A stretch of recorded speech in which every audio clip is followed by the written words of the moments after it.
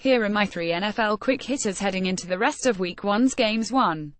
When the St. goes marching out, Bill Belichick is the longest tenured coach in the NFL, followed by Marvin Lewis. Belichick never has to worry about job security, but Lewis certainly cranked up the pressure on his job with the Cincinnati Bengals' Week 2 home loss. Number 3 on that longevity list, tied with Green Bay's Mike McCarthy, is New Orleans Saints head coach Sean Payton. He could soon join Lewis on the league's hot seat list.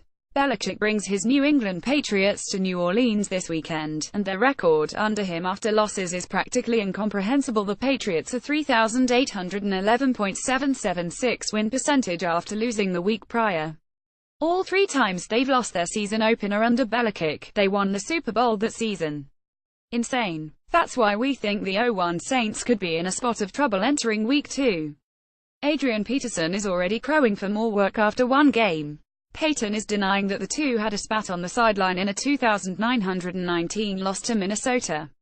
But can we talk about that game and Payton's coaching a bit more? He was hyper-aggressive at the end of the first half, calling timeouts that seemed to suggest he trusted his defense. That didn't work. The Saints allowed a Viking touchdown in the final seconds that upped the lead from 96 to 166. Payton also twice settled for late field goals, turning quite conservative on the road against a team that had outplayed the Saints thoroughly. What gives you don't settle for field goals against New England? Steeler coach Mike Tomlin learned that in the regular season last year, and Payton needs to remind himself of that fact. If not, his team will be 0-2, cranking up the talk that felt real at the end of last season. Payton could be nearing the end of his mostly good run in New Orleans. We're not sure how much gumbo there was to those Payton trade rumors, but we do know there was doubt about whether he'd even coached the team this season.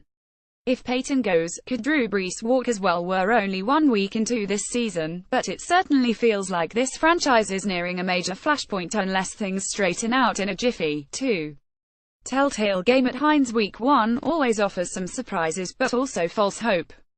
The Buccaneers beat the Falcons in the opener in Atlanta 1 year ago. The Jaguars almost beat the Packers. The 49ers turned in a 4-touchdown shutout victory. Those snapshots were meaningless by the end of last season. That's why Week 2 offers a fascinating look at 2 impressive units after one game: the Minnesota Vikings' seemingly improved defense against the Pittsburgh Steelers' active defense. Neither was perfect, each team's opponents must be considered, but we certainly can't argue with what we saw from either one. Oh, sure, we're absolutely stoked for the matchup of the Vikings' strong defense against the Steelers' potentially terrific offense. Both of those units, to be fair, were mostly very good but hardly mind-blowing in their first outings. The truly telling tete-a-tete could be when the other units are in the field. App photo Gene Sam Bradford is coming off one of his finest NFL games, period. It was his highest passer rating game, his best completion percentage game, his 6th highest yardage game, and only his 6th 3D, no pick outing in his 79 career starts.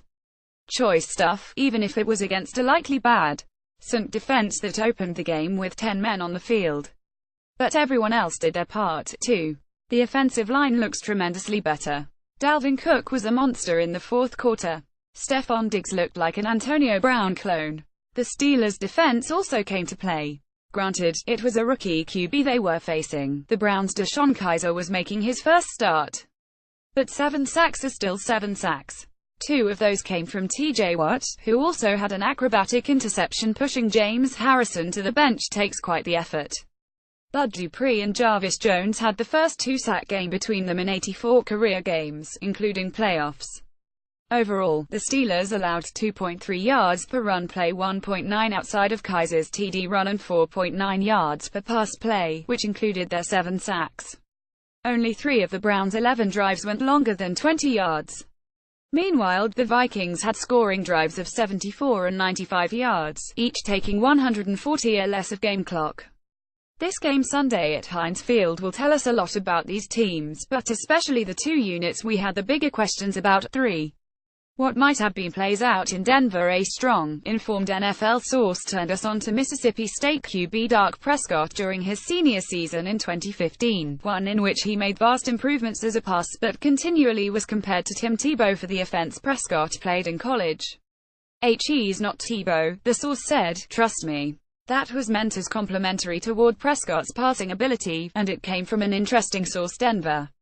The Broncos were one of the teams highest on Prescott as a prospect during the run-up to the 2016 NFL Draft, whereas many other teams saw flaws in his game, including the Dallas Cowboys, who ended up drafting him. The Cowboys have since admitted that drafting Prescott was an incredible stroke of luck. Sure, they liked him coming out, but not more than Paxton Lynch or Connor Cook, two quarterbacks they tried and failed to trade up for. Of course, the team that beat out the Cowboys to nab Lynch in round 1, the Broncos.